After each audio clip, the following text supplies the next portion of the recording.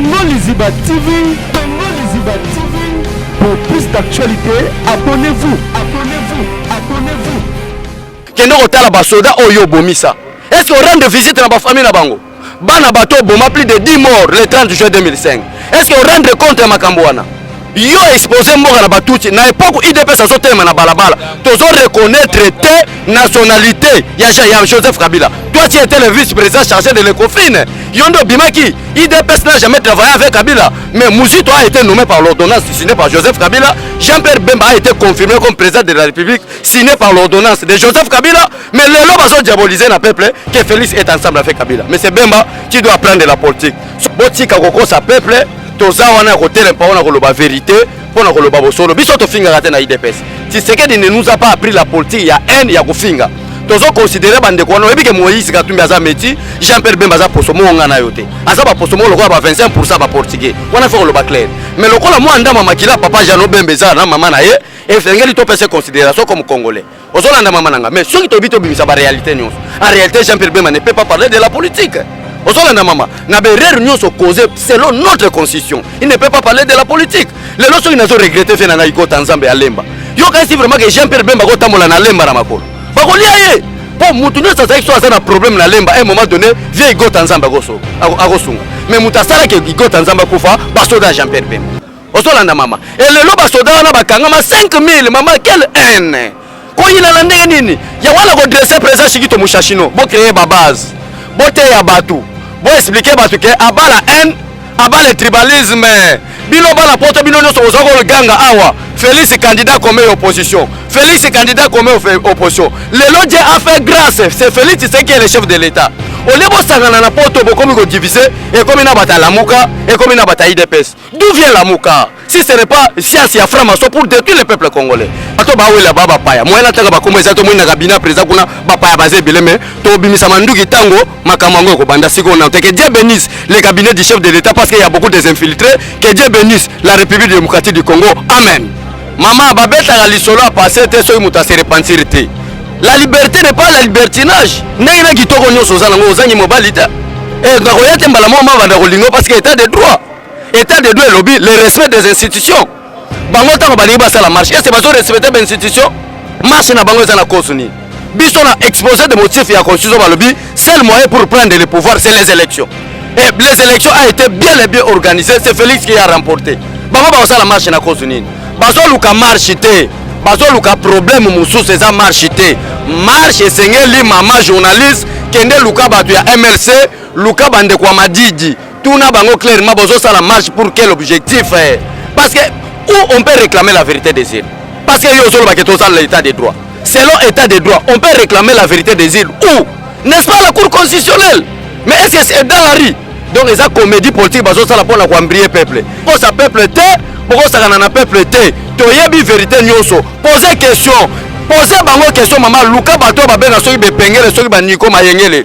Posez bango question. Ndenge nini bino boza opposition et que gouvernement provincial ezo bima bazo mona ba membre bino na kasi. Yango ko pesa nga raison que bango nde bakenda ko voter Gentini comme gouverneur. Po bazaki na quelques 20 députés provinciaux maman. Donc boko sa peuple te, bo sa na peuple te to zali veiller. Mais Moutazo tia bato eza c'est gentil mais c'est gentil peut bâtir pas président de la République. Voilà ce qu'on oso s'adresser à président de la République, tozo s'adresser à la majorité pour ta majorité, Moutazo bango eza président de la République. Président de la République est-ce que vraiment ndenge oyebi sérieux na douceur Félix eza nango. Donc ba combattant au ba gouverner bazate pas que nous pona Gentini. Gentini n'est pas le choix de Félix, c'est que dit Gentini est le choix des élections des députés provinciaux. Voilà, merci beaucoup à tous les internautes de Congo Liziba Télévision, c'est moi votre M le servante Yvette Kalombo mon chaque je suis là quand beaucoup moi que naza la base la simalangande au moment que parlement debout tout ça là en plein limité la permanence donc voilà tout ça la permanence il faut voir bah ambiance ça les arabe tout ça bon invité à lelo ils a papa Cholet. Avant les copés sembote na copé sembote là au babengi Chikito Mushashino merci beaucoup la Chikito Mushashino sans oublier si Amulex Aigle Noir Bambote là yo, pour comprendre qu'il y a la vraiment entouré la bango. Donc merci beaucoup à tous les internautes de Congo Liziba, sans oublier si Amlex, Aigle Noir, Chikito Mouchachino, voilà, Naza vraiment a invité la Lelo. Toro Solane, ma solo à base, Karandenge Zalaka, Toro Solane, ma solo à base. Sans plus tarder, à relève invité la Ngai pour appeler c'est un beauté. Ah, Pichou à mon boss, ça vous sentez. Sans plus tarder, on a invité la Ngai, on n'a pas encore battu surtout la mission politique. On n'a pas encore battu mais on a bois qui pour nous remercier parce que on a facilité l'émission Lelo. Bonjour, mon pêcheur. Bonjour maman, bonjour bandeko nyonso balandaka émission oyo. Bandeko nyonso bozali banda mboka, bozana kati ya mboka na biso Congo, tozaka na mboka onzamba pesa biso bambote na bino. Oui, merci beaucoup papa Chole. To l'équipe maman on a question à émission à biso lelo. To boni lelo la muka et salaki marche mais bino bato yi de pèse donc gouvernement en place. Bobo yango alors que bolaka tout état de droit boyisaki bato ke bando ça ba marche wonde balingi pourquoi bo annuler marche maman le 30. Premièrement maman na oyebisa yo boye lamuka eza plateforme politique eza association ba aventurier. Tango tozolo ba ke lamuka eza association ba aventurier tozo sala ba GT. To kendaki na Sun City na ba Martin Fayulu na ba Jean-Pierre Bemba. Na Sun City to yokanaki na bango boye. Olie Jean-Pierre Bemba yo zala na Équateur. Olie Azaria Suruberwa ozala na Beni. Nesika mbusa nyamwiso ozala na Bunia oboma bandeko na biso ba Congolais. To kende na Sun City to yokana Congolais nyonso azana posa ko diriger azwango na nzela ba élection. Nde Jean-Pierre Bemba longwaki na Équateur aye awa. Comme vice-président biso to travailler kité. Élection à Liboso, yende azui biso ba o ba combattant to pesa ki Jean-Pierre Bemba kombo ya soso ya mboka parce que na 2006 c'est que dia posila kité. Mais lelo nazo comprendre te maman poto kende mbango to matana parlement debout to pesa benfo ya lobby ya kanda lobby ezali ete to pekisi bango te. Respect à Liboso esengele ezala na journée ya lobby oyo bakoko na biso avant 1965 bazalaki konyoka na ba Belge tozwaki indépendance so bazana posa ko sala marche mama bazela na mikoleko ya ba osala to pekisi bango te mais to honorer journée ya indépendance na biso basakana kana ngote. Oui, voilà, monsieur Chole, Namoni, na partage à ministère, bâtier 30 pour la FCC, 15 pour la cash. Pour une différence, soit à la moitié. Jusqu'à présent, maman a informé le président de la République à l'unité gouvernement à 65 ministères. Ce que les qui bon melomoni déjà bimikala. À l'ingi ba comédie sur le gouvernement mais le problème est que ceux qui battent à FCC, bazu et belé, ne vous inquiétez pas. À la tête du pays, c'est quelqu'un qui est très sérieux. À Rosala Moussala Malam. Problème n'a biso ba combattre zalaki ba ministère ya souveraineté et ya ozonga na IDPS. Mais partage wana na lingina lo belango mingité parce que bato bazana masolo à IDPS, baza ba un homme les hommes sérieux ba rosolo la malamu pour l'intérêt à peuple congolais. Mais papa, tu as un lobby, mais raison pena que vous peki seliango. Papa, ça a raison sur Bobo à quitter. Vous avez fait ça une journée, le roi président de la République a le bail bon la stade de martyr que le 30 juin est une journée à méditation. Sur Bobo qui va faire marche journée le 30. Pourquoi qu'on peut savoir une journée, pour un ni Bobo si on peut journée mais Bobo si on va faire quand même marche. Maman, ni l'inet au décide de la loi. Marche union opposition à Rosal et Sengele Zalana objectif. Objectif il y a marche na bango ezani parce qu'il y avait des élections la muka azalaki na candidat kombo ya candidat na bango monsieur Madidi IDPS azalaki na candidat ou soit cash kombo ya candidat na biso ezalaki Félix Tshisekedi Tshilombo abimi na élection marche bazo sala pour quel objectif c'est ça le problème mboka eza pays ya ba vagabond te eza pays ya ba aventurier te yo bemba obomisi bana bato awa ba militaire na yo 5000 bakangaki bango na Joseph Kabila basi na bango batikali nzala olie oya eloko liboso po bundela mboka okende koluka basi ya ba militaire bomisaka na 2006 ndenge ni batikalaka osali eloko te 2000 le 30 juin 2005 madame la journaliste Jean-Pierre Bemba bimi na RTNC abimi na Canal Kin alobi papa tala photo ya mwana no batela mwana bimate IDPS aza ko revendiquer nini IDPS aza ko revendiquer élection esalema système ya 1+4 panzana Jean-Pierre Bemba bimi na TV alobi mama batela mwana oya ko bima okuta na bachar et marche biso to bima na entêtement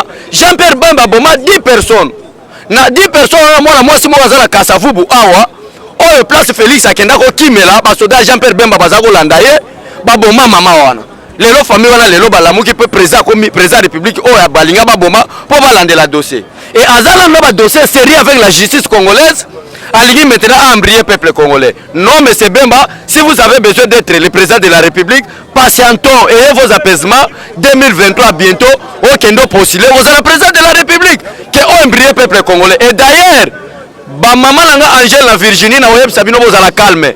Maman Chantal na Allemagne bo bengi bozo agité. Biso tozo lala lelo awa, lobi to ozala awa. Moyen nyonso la muka bakoya pona ko renverser système oyo to ko utiliser pe kala moyen wana bango bazoya nango pona ko conserver pouvoir. Ya wana zo mona lobi tozala matine pona ko soit réarmement moral et to ko bangelo côté. Mais normalement, président de la République a dit que Mboka est comme Mboka état de droit. Moutounion soit azana facilité, pe azana priorité on au salle le royal lingi. Mais pourquoi vous remontez mais là-bas on dirait que bon l'imbicité mambeleka qui toya président aux Sambela déjà alors ben déjà l'imbicité anéantir déjà annuler la malédiction au Congo. Mais pourquoi aux obétés la c'était la mambakala oh déjà Moutou assis à Zolian déjà mbeb à Zolian déjà punition à l'équipe de na caché mamnios pourquoi aux obétés la c'était Maman, babeta la lisolo a passé, so imuta se repentir. La liberté n'est pas la libertinage. N'est-ce pas kitoko nyoso za nango ozangi mobilité. Et ngako yete mbala mo mavanda kolingo parce que état de droit. État de droit lobby le respect des institutions. Bango tango bali ba sala marche. Est-ce que bazo respecter les institutions? Marche na bango za na cause nini. Biso na exposé de motifs ya constitution ba lobby, seul moyen pour prendre le pouvoir c'est les élections. Et les élections a été bien et bien organisées, c'est Félix qui a remporté. Bango ba sala marche na cause nini. Bazo luka marche te. Bazo luka problème mususu eza marche te. Marche esengeli mama journaliste kende luka batu ya MLC, luka bande kwa madidi. Tuna bango clairement bazo sala marche pour quel objectif? Parce que où on peut réclamer la vérité des îles. Parce que yo solo baketo sala l'état de droit. Selon état de droit, on peut réclamer la vérité des îles. Où? N'est-ce pas la cour constitutionnelle? Mais est-ce que c'est dans la rue? Donc ils ont comédie politique bazo sala pour la embrayer peuple. Et peuple o aza conscient ko landa en aventure Bemba te. Peuple o aza conscient ko landa en aventure Martin Fayulu te. Peuple o aza conscient à respecter les institutions en mboka. Et o ya ko bima ko kutana ba policier te, mais ko kutana ba combattant IDPS. Mais papa Cholé, la priorité c'est vraiment nini pour le ministère, il y a monsieur Sylvestre Ilunga. Premièrement, monsieur Sylvestre Ilunga n'est pas le choix du président de la République. Mais il est le choix de la majorité parlementaire. Ozolanda mama journaliste. Azana ba ministère oya ko imposé te. Pour la président de la République, l'essentiel tozana posa komona diplomatie président de la République entre les États-Unis, peuple congolais, na République démocratique du Congo. Na ba diplomatie no sazo sala en États-Unis, pilier à liboso c'est la sécurité. Et sécurité s'occupaka des ministères. Défense na intérieur. Wana déjà un domaine présidentiel. Et diplomatie est en activité. Donc priorité selon la constitution, dans l'article je crois 73, c'est ce qu'on appelle le ministère de la souveraineté qui dépend au pouvoir discrétionnaire du chef de l'État. Mais c'est lunga pour la question peut-être que diaboliser maman entre parenthèses na koloba yomo yoka ki ba Jean-Pierre Bemba ba Martin Fayulu bazoganga ah peuple congolais le pays n'est pas délivré, le pays n'est pas sauvé. Bobi mana balabala to benga na Félix Tshisekedi na Kabila. Peuple congolais a conscient. Malgré na yebi bege nzala na malaria za na mutu. Mais à un moment donné, il faut suivre les informations. Le lot Gentini a mis sur le gouvernement provincial. Aucun député, aucun membre de l'IDPS comme ministre provincial. Aucun membre de l'INC comme ministre provincial. Mais toke au monde qui na lamuka, babimisi 4 ministres na gouvernement Gentini Ngobila. Qui trompe qui? Ozolanda mama. C'est-à-dire peuple congolais au fond la mise. FCC lamuka une chose et l'autre pour détruire le pays. Bakaboli ndendin. Tout ça là comme si Kabila a la majorité, bah ça la coalition d'une manière politique. Maintenant de l'autre côté, la mouka bandakoyebi sa peuple bon moni Kabila a ma bepo Kabila yé moko maman journaliste ayebi malamu que depuis à pouvoir en 2001 peuple congolais a tiré la kolinga été. Et tant que baso mona ko kangamana Félix a pesé de pouvoir na bata la mouka bolo bake tala papa Tshisekedi atika biso boyete tala Tshilombo ye wana ke osala libala na Kabila pote batu ba ina Félix Tshisekedi. Or que libala ya solo eza entre FCC na la mouka preuve à la preuve peut-être retourna nga ba preuve même à la prochaine na repeso ba preuve na ba réseaux sociaux ba photo ba tinde biso image ya Adolphe Muzitu na kinga kati lobby. Ozolanda mama nanga boko sa peuple te boko sakana na peuple te toyebi vérité nyonso. Posez question. Posez bango question maman luka bato babenga soki bepengele soki baniko mayengele.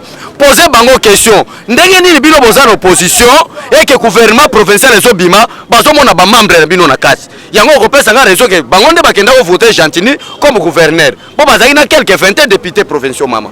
Donc boko sa peuple était, bo sakana na peuple était aux alliés veiller. Mais Moutazo tia bato eza c'est gentil mais c'est gentil peut bâtir pas président de la République. Voilà ce que ozo s'adresser à président de la République, tozo s'adresser à la majorité pour bata majorité, Moutazo bango eza président de la République. Président de la République est-ce vraiment ndenge oyebi sérieux na douceur Félix César nango. Donc ba combattant au gouverneur bazate pas que nous pour Gentini. Gentini n'est pas le choix de Félix, c'est que dit Gentini est le choix des élections des députés provinciaux. C'est ça clair. Le gouverneur est élu à l'Assemblée nationale. Les députés ne voté par le bic et Gentini Léo. Et le président prend acte par l'ordonnance présidentielle. Député Basali. Ce n'est pas le choix du président de la République. Le choix du président de la République était M. Batoumona. Mais ce que moi je sais que le président de la République peut donner l'ordre dans le pays. Ceux qui président de la République, Moutatsaki Gentini, il n'allait pas être le gouverneur de la ville. C'est-à-dire quoi maman? Le président de la République fait le depuis que la deuxième République n'a série à Mobutu, Tina Joseph Kabila, la majorité du président de la République va la séparation des pouvoirs. Félix Tshisekedi a conçu l'état de deux hommes, il y a une dictature que le président de la République a imposé. N'investissir n'a le clair la séparation du pouvoir. Assemblée provinciale, boza structure moko na kachamboka, mais boza pe indépendant. Boza la choix na bino, boza le choix. Bah il peut sa présent rapport que Gentini a gagné. Biso na IDPS au mona ki babandero to kenda ko soutenir monsieur Batoumona comme candidat de l'IDPS, ce n'était pas monsieur Gentini Ngobila. Et bah député ba sali choix na bango. Président République obimata lobi que non na boyo monde ba kolobake aza aventuré preuve à l'appui pour votre information lelo ba lobi que en Afrique on a trouvé vraiment un homme sérieux c'est Félix Tshisekedi. Lelo nazo biso na Katanga batu ya Banque mondiale baza kuna bazo gumbama yo moko landi communiqué à Banque centrale recette boni ekoti na 5 mois ozolanda mama nanga botika kokosa peuple toza wana kotelempa mpona koloba vérité mpona koloba bosolo biso tofingaka te na IDPS. Tshisekedi ne nous a pas appris la politique ya haine ya kofinga tozo considérer bandeko wana oyebi ke Moïse Katumbi aza meti Jean-Pierre Bemba aza poso mo ngana yo te aza ba poso mo lokola ba 25% ba portugais wana faut koloba clair mais lokola mo anda mama kila papa Jean Bemba za na mama na ye et fengeli to pese considération comme congolais ozolanda mama nanga mais soki to bito bimisa ba réalité nyonso en réalité Jean-Pierre Bemba ne peut pas parler de la politique. Ozolanda mama na berere nyonso causé selon notre constitution. Il ne peut pas parler de la politique. Les lorsqu'ils n'ont regretté faire na iko Tanzambe à Lemba. Yo kasi vraiment que Jean-Pierre Bemba ko tamola na Lemba na makolo. Ba ko liaye. Pour mutunyo sa ça ça na problème na Lemba à un moment donné vient iko Tanzambe goso agosunga. Mais mutasala ke iko Tanzambe kufa ba soda Jean-Pierre Bemba. Ozolanda mama. Et le loba soda na bakanga ma 5000 mama quelle haine. Ko ila na ndenge nini? Ya wala ko dresser président Shikito Mushashino. Bo créer ba base. Bo te ya batu. Bon expliquer parce que abat la haine, abat le tribalisme, bino bana poto bino nyonso ozako le ganga awa. Félix candidat comme opposition. Félix candidat comme opposition. Le Lodje a fait grâce, c'est Félix c'est qui est le chef de l'État. Au lieu sangana na poto bokomi ko diviser et comme ina bata la muka et comme ina bata IDPS. D'où vient la muka? Si ce n'est pas science et franc-maçon pour détruire le peuple congolais. Yanga boza la bomoko, abat la haine, abat le tribalisme et moi nous tous nous avons le sang congolais. Mais monsieur Chole, selon yo ni yango koloba pona ba combattant o baza toujours ko silikapé ko boya musique congolaise et betama na poto. Bon ba combattant bazo boya musique congolaise à un moment donné ba ozala na raison et un moment donné ba ozala peine à faute mais au nom de l'amour, au nom de la paix, to sengeli bango bolimbisi ba musicien ba ko beta na bango. Vraiment bolimbisa bango. Oyebi ke na zui a téléphone yande ko nga mutabandu ponga na kasayete. Na mutabandu 100%. Azo benga pona ko yebisa ngalo di ozo senti mutazolo bana haine mutazolo ba vraiment que azo sala politique na haine ndeko nanga vraiment ça mutabandu pourquoi ko lo beloko wana biloko wana botika bozo pesa profit la division a profit à qui la division profite aux étrangers ndo somo la souci zanine mama journaliste ko bossa na te Adolphe Muzito aloba na Sainte-Thérèse que toko sala des moyens tout possible pour investisseurs baya na mboka te ba désordre bazo sala souci na bango zanine pour ba lo ba kemboka za na kao. Mais ni les sans effet Bible lobby lokola Félix Aza pasteur a lobby clairement que non limbisa ba Jean-Pierre Bemba limbisa ba Martin Fayulu prière wana preuve à l'appui madame la journaliste et kititi na Sainte-Thérèse tango komi na Sainte-Thérèse et koti Bemba na mudoko Bemba changer maloba Bemba oyo Fayulu apitei batuna bepengele batei bato na Kinshasa ke Bemba zoya na Matuza to sutra na Sainte Thérèse molimo nzambe koti Jean-Pierre Bemba. Oh, moi je n'ai pas de problème avec Félix Tshisekedi, d'ailleurs ma femme est de tribu Luba. Est-ce qu'un politicien peut parler comme ça? Donc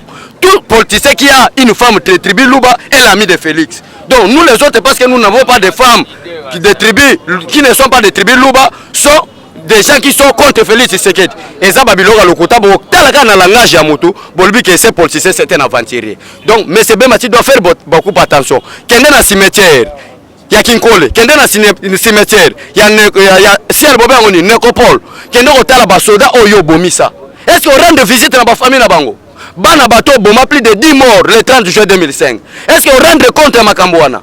Yo exposé mboka na batuti na époque IDPS azotema na balabala tozo reconnaître te nationalité ya Joseph Kabila. Toi tu étais le vice-président chargé de l'Ecofin. Yondo Bimaki IDPS n'a jamais travaillé avec Kabila, mais Mouzito a été nommé par l'ordonnance signée par Joseph Kabila. Jean-Pierre Bemba a été confirmé comme président de la République signé par l'ordonnance de Joseph Kabila. Mais les lobes ont diabolisé le peuple que Félix est ensemble avec Kabila. Mais c'est Bemba qui doit apprendre la politique. Si vous avez politique, il y a tout ayo. Tala imbécile mususu. Bino musuta bimisa baterme bembesi lokwa baniko mayengele na yebele mayanzezo bimena parlement de Bouachango ozona na mama nanga na yebi niko mayengele ayebi mengolo batetela ba débat ba oso bala posa débat baniko mayengele ba prince pengele ba benganga na spécial amuka to se confronter na bango peuple ayeba ki a la vérité bazu spécial amuka bango na bango pour injurer le chef de l'état et le jour président république a robimisa siko mibeko kebakanga c'est une infraction ba bandi ko état de droit ngo aza bundela ngo vous devez faire beaucoup attention à bas la haine et pouvoir ya IDPS sur le quoi tout ça majorité na mbongo bo boulete eza 5 à 6 c'est moins c'est 80 ans. Oh. D'accord, merci beaucoup, monsieur Cholet. Namoni ozaki vraiment la kanda, namoni il faut. Je m'excuse. Nazana vient na fils Mukoko, o azavier na biso leader. Ancien national abiso mekanate je crois aux parmi ba secrétaire généraux pour biso na bango tobi ke tokene na institution te jusqu'à ce que Félix azobima président assemblée na 2023 to wele laté bato ba wele baba paya moyena tanga ba komo ezato moyena kabina président kuna ba paya baze bileme to bimisa manduki tango makamango ko banda siko na que Dieu bénisse le cabinet du chef de l'État parce qu'il y a beaucoup des infiltrés, que Dieu bénisse la République démocratique du Congo. Amen. Au revoir. Merci beaucoup. Oh, ça m'arrête. Fils, tu as quelque chose à dire apparemment. Congo Liziba TV, Congo Liziba TV. Pour plus d'actualités, abonnez-vous.